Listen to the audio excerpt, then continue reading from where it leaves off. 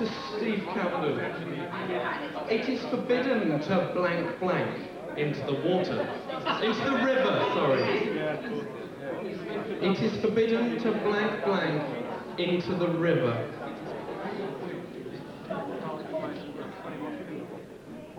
Go fishing in the river. Go fishing. It's not go fishing. To the other team. Past water. No. It is. That's not the answer, I'm passing it back. P is silent, as in swimming. P upwind. What? P upwind. P upwind. P upwind, say it. P upwind. Don't.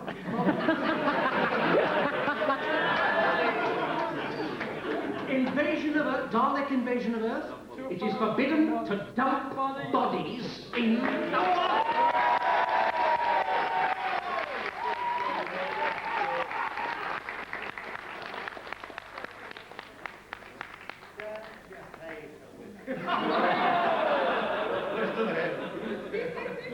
So team, as a collective, these shoes, blank, blank, blank. These shoes, blank, blank, blank. Are killing me. Passing it across. No, this sounds like a classic companion of mine. It sounds as if it might be Elizabeth Sladen over very rocking territory. These shoes are due to be sent back for repair or something. Julie Wells. Passing it back. Well, these shoes are far too tight. Passing it back. These shoes. What's the These shoes, blank, blank, blank. are killing me. I've done that one. Oh, you've done it. And it's still not the right answer. I'm going to pass this out to the floor. Shout out if you know the answer. What? These shoes, they fit perfectly. Oh yeah, Paul McGann in the TV movie. They're brilliant. They're brilliant. been a lot better. They want to program for Doctor Who. So to John Leeson's team, we're trying to blank, blank, blank. Not start a jumble sale.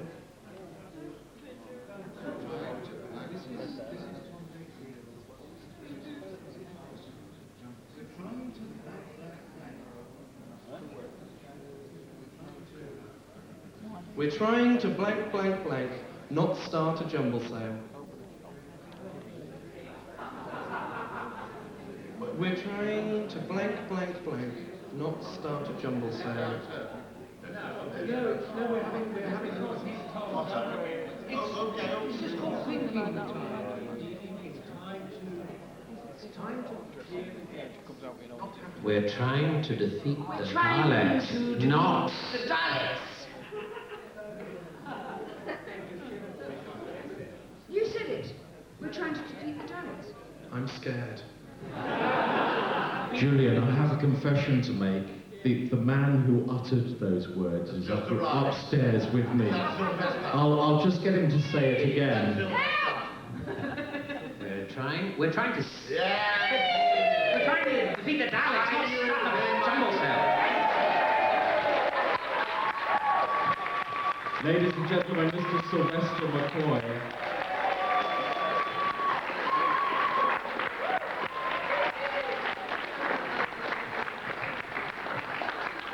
So, Sylvester, what team would you like to give the points to? Would you like JNT to have it, or would you like John Leeson to have the points? I like the points for me. So, at the end of that round, It's all right, shout at the balcony, isn't it? John Nathan Turner's team has 3 points. Some of them are We won. 3 points. John Leeson's team has 3 points. And Sylvester McCoy has 1 point.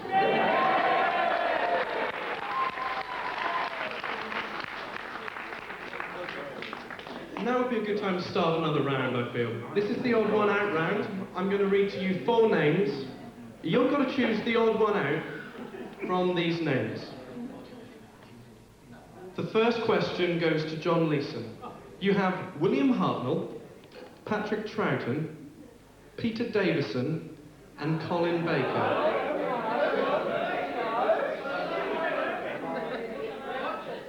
Sorry, what do you have?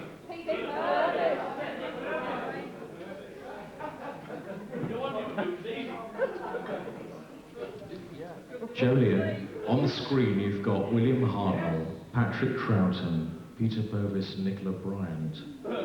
Was that a typing error? Yeah, you mixed 2 up, maybe. We'll go by your script. Ignore the screen, stick to the script. We'll go by what you say. William Hartnell, Patrick Troughton, Peter Davison, and Colin Baker.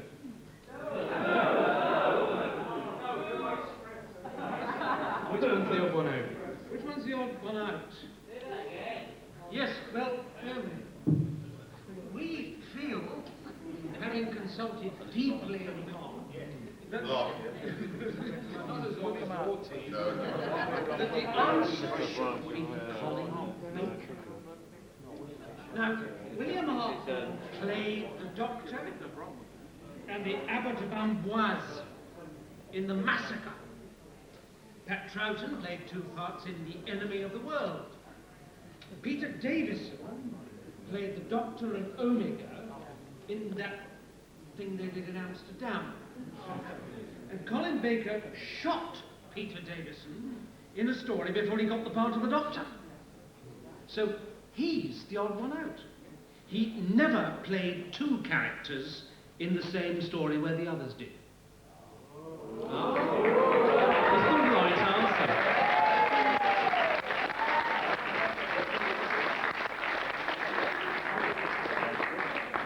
Across to John Nathan Turner.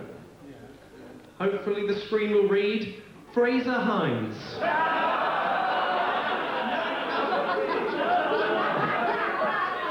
Okay, well the script reads Fraser Hines, Bonnie Langford, Peter Purvis, Nicola Bryant.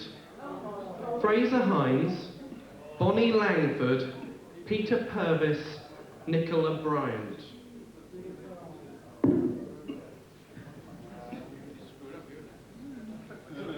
The odd one out has to be Peter Purvis, because he is the only one I've never worked with on the credits. Is the right answer. There you are! Very good. Across to Gary Downey. Your selection reads, the late Arthur Fowler. Sharon Watts. Margaret Thatcher. Giant maggots in Wales.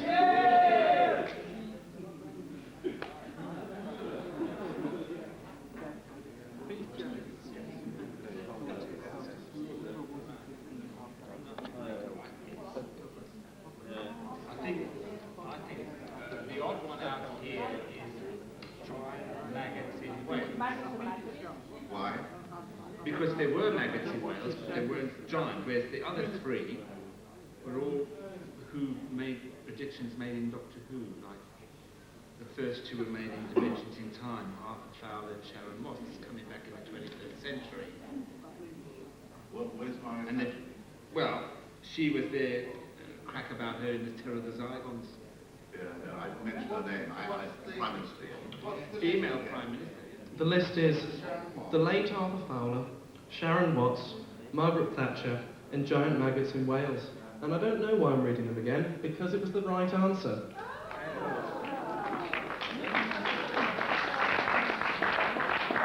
So now over to Annika Wills.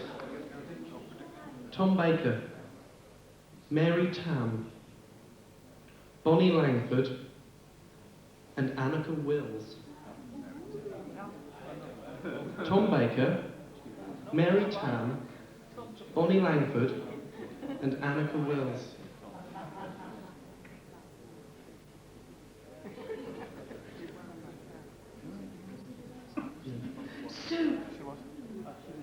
So, okay, here's a wild guess. Tom Baker, Marytown. Who is the other? Bonnie Andrews. They've all got websites that they run. My website is run by fans, so it's different. Is the right answer? I'm not going to be happy if you've been briefing them beforehand. I'm not happy. Over to Steve Camden. Your selection hopefully should read Vickers and Knickers.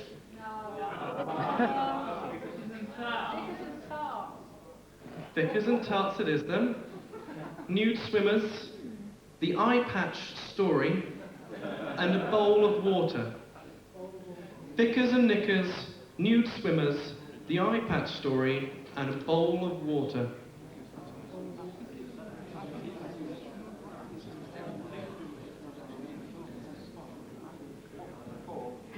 A bowl of water. Well, it's rather embarrassing because absolutely no time. Well, in that case, I'll pass it across to the other team.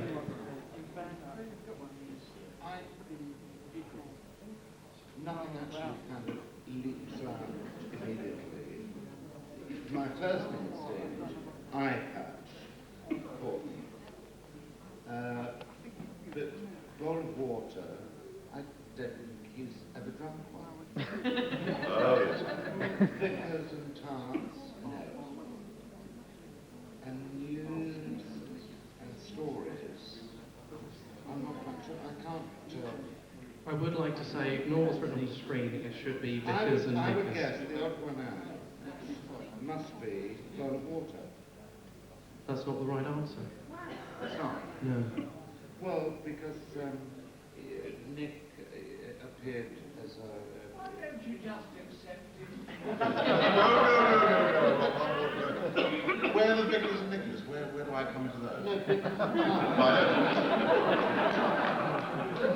Didn't he play a tart on the telly in Wales? Well, it wasn't a tart. No, he wasn't a tart. No. Just a tranny.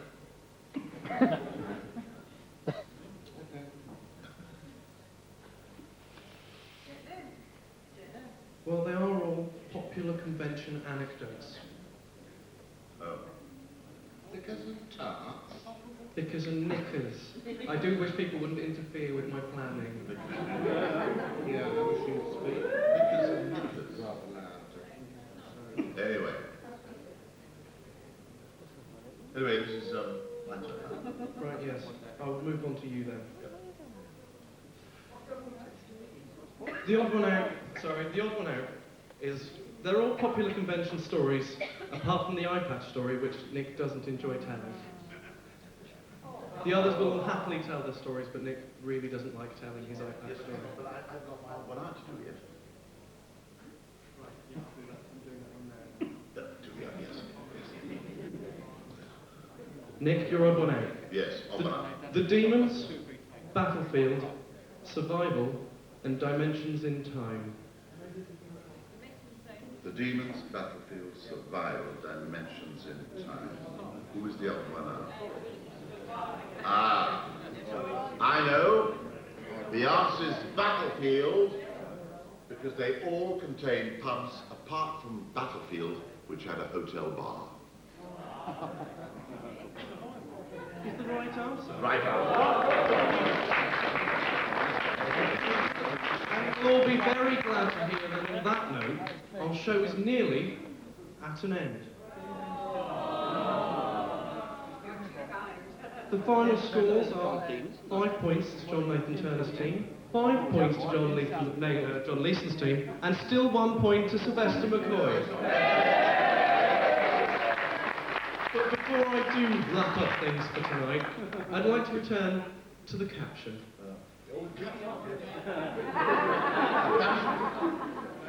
Can you put that? Ah, yeah, that's. Fire away. Anyone, any ideas of captions for this picture? Yes, I thought it was, look what I've got between my legs.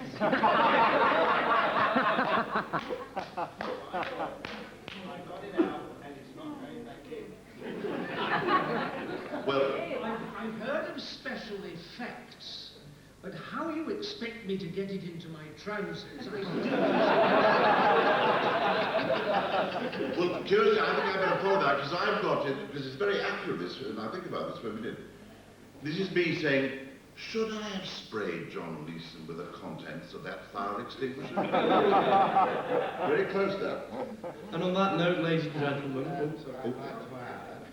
I can certainly put out your fire. and on that note, ladies and gentlemen, will you give a big hand for my contestants this evening?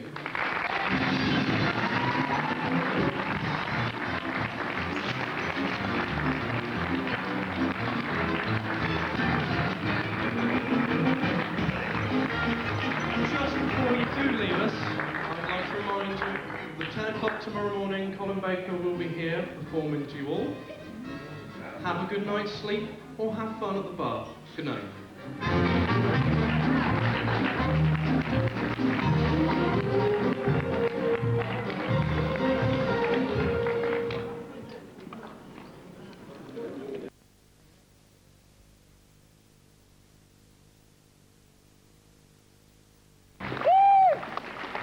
Thank you, Paul. How are you all? Very well. Now, I looked for a long raincoat to put on, and unfortunately I don't have one. And I couldn't even find a plastic bag either, so I don't have one of those. But what I can do is ramble on incoherently for an hour. And avoid all reference to Doctor Who. Will that do? So I'll start off by telling you about my journey here today. The M40, don't you love it? That's why I travel on the train. Anyone else about the M40? Do you notice all those signs in fields on the left saying, never underestimate a minority? And it says Countryside Alliance or something. Well, I want to get a conspiracy together that we all, if we see those, we leap off and we scrub out Countryside Alliance and put in something like Doctor Who fan. Because I find that a slightly more interesting minority than people who go around killing things for pleasure, don't you? So will you do it? Never underestimate a minority. I suppose the Daleks could say that, couldn't they? Oh, I've mentioned something from Doctor Who. Mustn't do that. I've just been to Australia. The upside down place. I got back 3 days ago and was contemplating 3 or 4 days of peace and tranquility when I heard that I was Lord... I'm the kind of Teddy Sheringham of Doctor Who. But I would point out that Teddy Sheringham scores more goals than anybody else. So perhaps I'm Teddy Baker. I don't know, who else is here this weekend? Anybody interesting? Me. We are. You are? Well, that's it. Everybody interesting's in this room, aren't they? Do you want to hear about Australia? Yeah. I've never been there. Anybody else been there? Sceptical about travelling that far in an aeroplane with a lot of ordinary human beings all squashed together. Isn't it hell? I mean, I presume like me, all about body language. This guy was not only huge, but he didn't mind leaning on me. Right? So he sat himself down, and he was touching me all the way down my legs. So you move slightly, don't you? You just edge away, and he filled in that space. So after about an hour, he had his right leg under the seat in front of me, and he got the whole of the armrest in the middle. And you know the armrest battle, don't you? Someone goes for a drink of their drink, your arm, straight in there. And then you want to get your book out the thing in front, but you don't do it because you'll move your arm to get the book, and his arm will be straight on the armrest. Imagine 24 hours of that. And on the way out, I had a German lady sitting next to me who decided that she would share with me all the information she had about her 9 children, plus her deep and abiding love of Jesus. Well, you know, each to his own, but it doesn't make a journey go quicker. But actually being in Australia, I've climbed the Sydney Harbour Bridge, stood on the top of it, like that. I think Silv has as well. When you see Silv later, ask him about it, because that is quite an experience. I feel that bridge belongs to me now. I've stood there and looked at little ships going in between. I was terrified. I hate heights. And you have to walk along the bottom of the girder that leads onto the main span in order to start climbing it. And seeing cars the size of dinkies between your legs, in between the girders, was not a pleasant experience. But I fought through it and I climbed the bridge. Are you proud of me? Yeah. Thank you. So, I think probably the best thing for me to do now is to do the time-honored thing of answering questions. So, do you have any questions you want to ask me? Yeah. And then I can ramble on incoherently about that. Gentleman with his hand up there. Annika Wills said yesterday to ask you what you wore in Australia. Annika Wills told you to ask me what I wore in Australia? Yeah. Well, I had a nice pair of trousers. I think she is referring to my hat. I've got a hat with corks hanging from it. I didn't realise that nobody else wore these, you see. I was once in America visiting a Doctor Who event in, what's their home of Town and Country? Not Town and Country. Country music. Town and Country. What's the home of country music? Nashville? Nashville. I was in Nashville. And there were a few of us there. I was with Tom, actually, and we were invited to Harlan Ellison's something birthday party. He's a country and western singer. And so we all went, and I thought, I better get some country western clothes. So I went to a store that sells them, and I bought myself the boots, you know, the embroidered denim shirt, the jeans and everything. And of course, everybody else was wearing slacks and a t-shirt. I was the only person there dressed like an idiot. And I thought I was, going to blend into the background. It kind of ties in with my costume as Doctor Who, doesn't it? It's the same sort of thing. Totally inappropriate. However, the joyous moment came when they had loads of portaloos there, lots of little TARDISes, and queues about 100 deep of all these people waiting to go into the loo. And as I joined the back of the queue, a security man came and said, "No, sir, the celebrities are over there." He thought I was a country and western singer, because I was dressed like an idiot.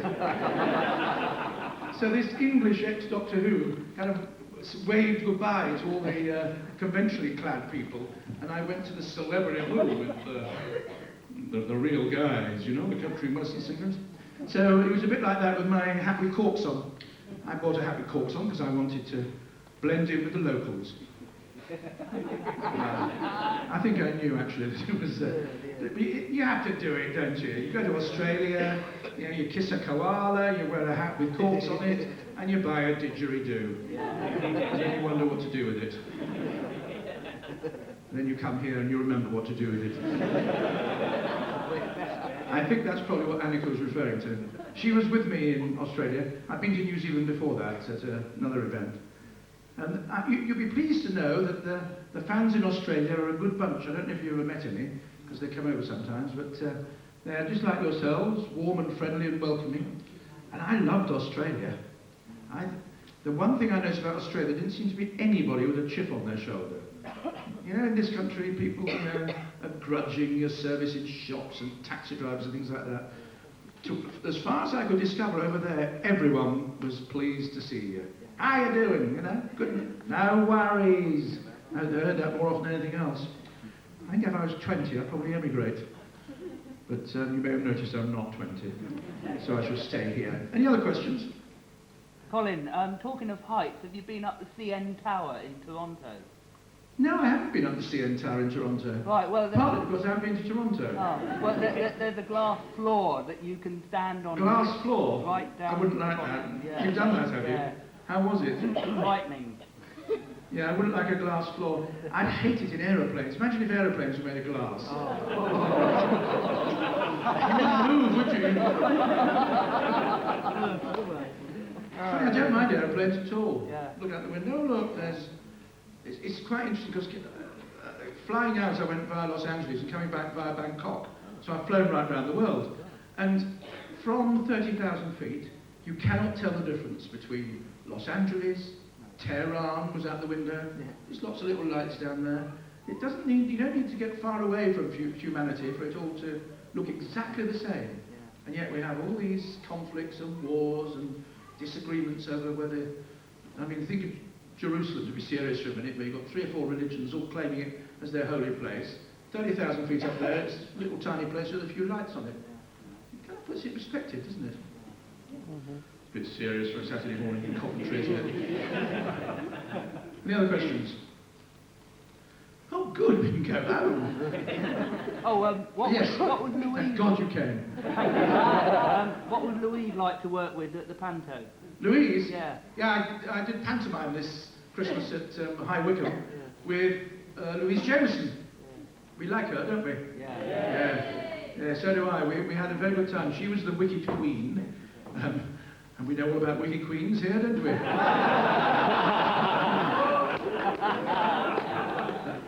All in your mind. She was the Wicked Queen, and I was the Wicked Queen's henchman, going by the name of Herman the Henchman, who was a kind of Richard III clone with a hump and all that. And we had a lot to do together. It was quite interesting because I was her companion in a sense. So a real role reversal there. But Louise is someone I'm very fond of, always have been. I've worked with her before. And she's not only a very fine actress, but she's a real person who cares about real things. And brooks no messing about, gets on with the job, and goes home and has a life. I like her. And the Panto went very well, broke box office records in High Wycombe. So, I'm sorry. Do I detect a note of mockery about the lovely town of High Wycombe where I live? I never knew. Oh, I must try it again. Let's see if it works. High Wycombe. Yeah, it's good. I think every show I do, I'll slip it in when nobody's looking. Just a quick High Wycombe and way. Anybody here from High Wycombe? Well, yes, actually. Any more? Anything fascinating to contribute? Or to ask me to contribute? Hello. My bearded friend with the glasses. What was it like working right on your doorstep? What was it like working? Right on your doorstep. On my doorstep? Yes. Oh, that was brilliant. Every year I do panto somewhere, and for years it's meant either staying away from home or commuting vast distances. So it was a deep joy to be only 5 miles from home to theatre. The end result was, of course, I was frequently late. When you've got 100 miles to go, you always leave plenty of time, so you're early. When you live round the corner, you're late, and that's kind of common to everybody.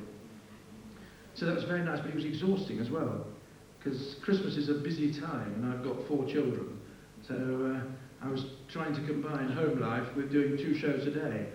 And panto is hard work. It was kind of 2.5 hour shows, 3 on Saturdays, and you don't know where the heck you are. We did something like 70 shows over 5 weeks, which takes its toll. Everybody loses their voice at some point. I don't know where I'm going to be this year. Where? Chesham? It's not, that's quite near as well. Now, how do you know? Can you say the name of that theatre for me? Elgiver, is it? I've never been sure there's Elgiver, Elgiver, Elgiver, Elgiver. Do you know why it's called the Elgiver? No, neither do I. I don't know why the Swan in Wycombe's called the Swan, either. Sir, in the orange shirt. There's rumours that Vengeance on Virus is coming out on DVD this year. Oh, is it? Around rumours, so I think that answers my question. I was going to ask you whether you've been asked to contribute any commentary or... I haven't, no. I only heard about these DVDs in Australia, the way one does. I'm sure they've been around for a while, but everyone said, well, don't you know about it? And apparently there's all sorts of bits added on by people who have been in. So if they are intending to do it, they've probably taken me for granted. But I haven't been actually asked to contribute anything to it. They all seem rather good. And to tell you the way the BBC operates, I ask sometimes if they'll let me have copies of things, and it's very, very difficult to get them. And when I was in Australia, I had to go and do some publicity of BBC Worldwide, and the people there said, oh, have you got a copy of this? It was a DVD, I think it was the 5 Doctors DVD. And I said, no. He said, oh, you can have ours, we'll get another one from London. And then he said, do you want any other stuff? And I said, yes. Okay, we'll get some from London and post it to you from Sydney.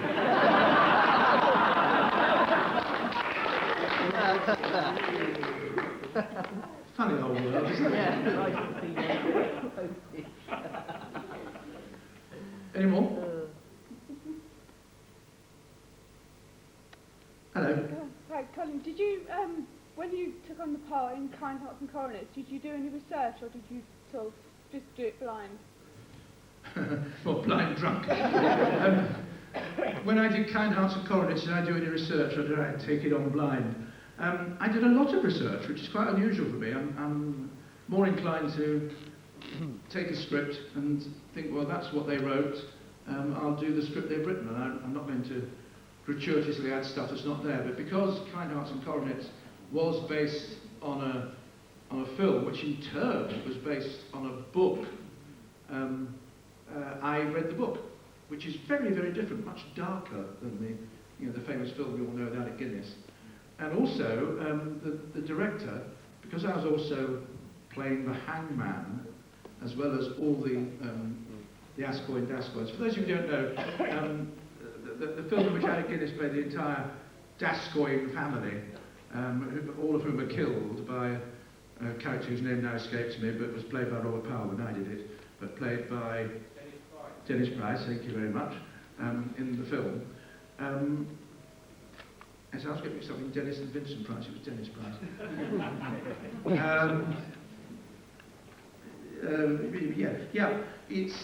It's a kind of comedy disposing of all the people between him and the inheritance sort of film. And the actual book is quite unpleasant, and a lot darker, and the murdering character is not a very nice person at all. And the people he kills aren't quite as unpleasant as they are, because they make it acceptable in the film by making all the Dascoins very patronising and well, anyone wants to kill a top, don't they? If you're rich, you're talking to the pub, kill them bastards. Get rid of them. The Countryside Alliance. So I got to play this version, which was kind of in between. The bit that was interesting was reading about. They gave me a biography of the hangman, and his name escapes me. Everyone's name escapes me. But he was the one immediately before Pierpoint, who was the last hangman we had in this country. And that was an extraordinary story, because he went through every hanging that he'd ever performed, and how he used his expertise to work out the weight and the drop and the kind of rope and all that.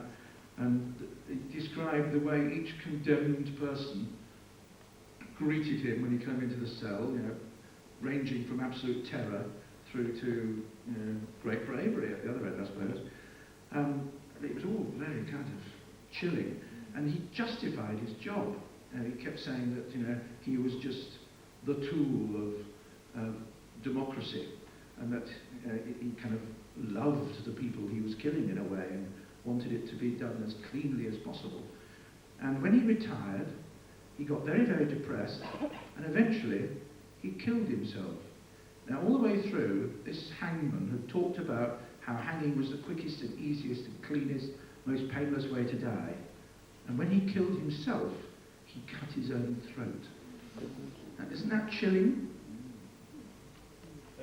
Is this what you want to hear? It's a Doctor Who convention. I mean, you asked me about that, and that's just triggered a memory. And I've never forgotten that someone who had been a hangman and said hanging was great, no problems, didn't choose that method for himself.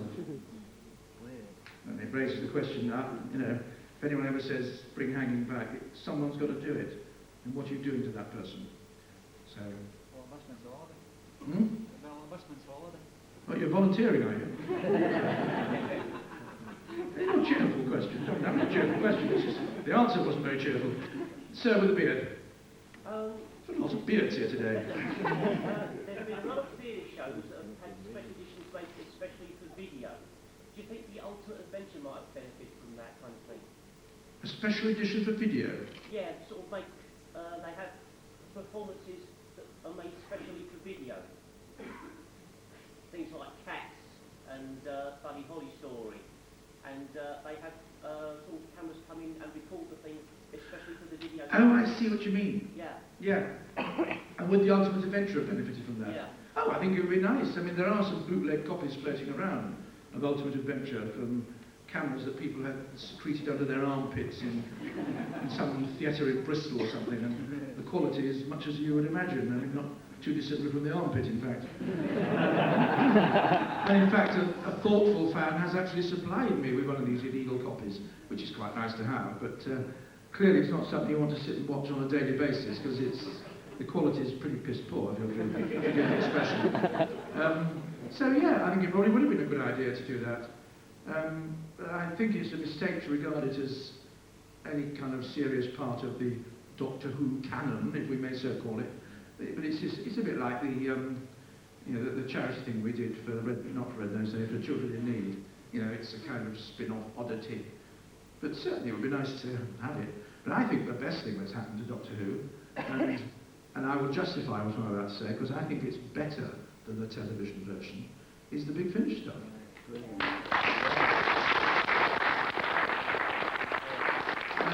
And the reason I would say it's better, because it has all the standards of the television programme, plus it has slim, good-looking doctors with fair curly hair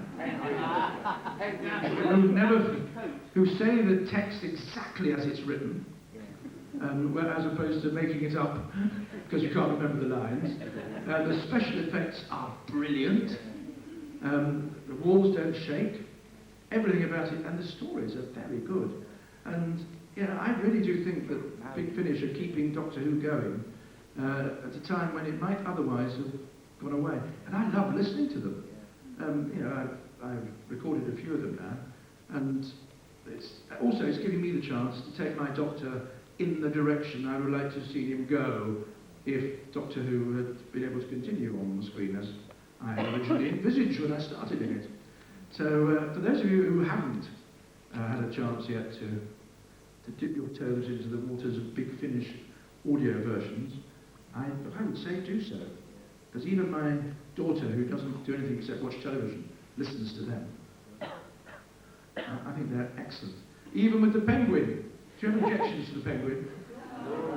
And I know there is a kind of Frobisher reluctance, because Frobisher is not considered, to the purist as part of Doctor Who, having leapt from the pages of a cartoon. But any reluctance you might have, because the story itself is, I think, one of the best stories. That and the Marian Conspiracy, which I love doing as well. Because it struck me, you see, because the Doctor peppers his conversation with all this stuff about, as I was saying to Confucius, or at the Battle of Agincourt, I said to, and we never get these stories. So it was nice actually to have a story where the Doctor does hobnob with royalty, because otherwise he goes to every single planet and time and has rocks thrown at him, is chucked in pits or imprisoned. And so when did he get a chance to talk to Confucius? He'd have been, if what we see regularly is to be believed, he'd have been thrown into prison as soon as he got there. So it's quite nice to see the other side, the Time Lord who hobnobs with kings and emperors and great people. So that's why I like the Marian Conspiracy. And also, it's a very good, credible story too. And I think one of the things I like about Big Finish, there's no talking down to anybody. There's no, it's a television audience, we'd better spell it out and underline it 16 times.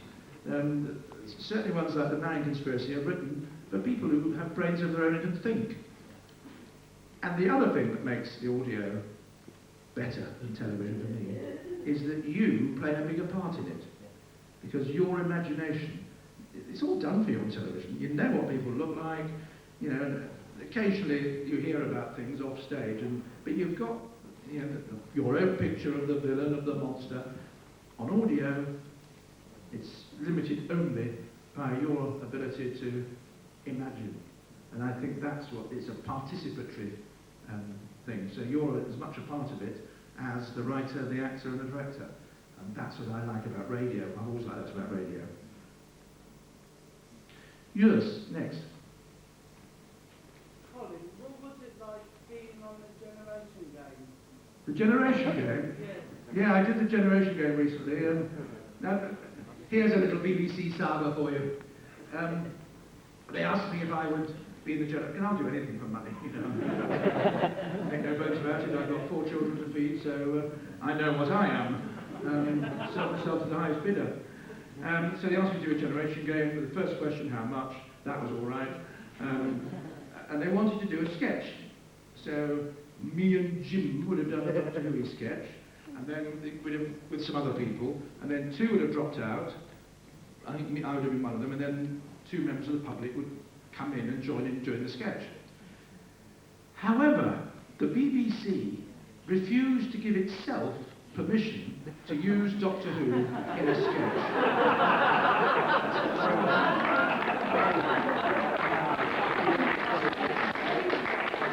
And the producers of Generation Game had assumed that wouldn't be a problem, so they'd written it all, they'd got it all ready, and then somebody said, oh, we're going to get clearance from whoever you get clearance from. They said, oh no, Doctor Who is a very valuable property. So valuable they don't make it. It's a very valuable property, and we daren't risk it being brought into disrepute. So this sketch that you have written, they didn't even read it, but they said, anything that makes it a laughing stock and diminishes the valuable property that is Doctor Who. So then they were stuck, they booked me to do a Doctor Who-y sort of thing. So they then got hold of a TARDIS, a console, a K9, all from Andrew Beach, surprise, who provided also the voice of K9 on it. He gets in everywhere when he can, doesn't he? Good old Andrew. And they had to put values on them. The other thing that happened is that Jim Davidson refused to rehearse. So I sat there all morning and all afternoon waiting to rehearse that bit, and he wouldn't rehearse it. And I discovered later that he doesn't like rehearsing with actors, because if actors see what he's going to do, they might try and top it. So if he has a gag that he does in rehearsal, I might go away in the hour between that and recording and come up with a line to deal with what he said to me. And he doesn't like that. So as soon as he's with actors, he'll do it live. So what you saw was, we did it as, it was recorded obviously, but we did it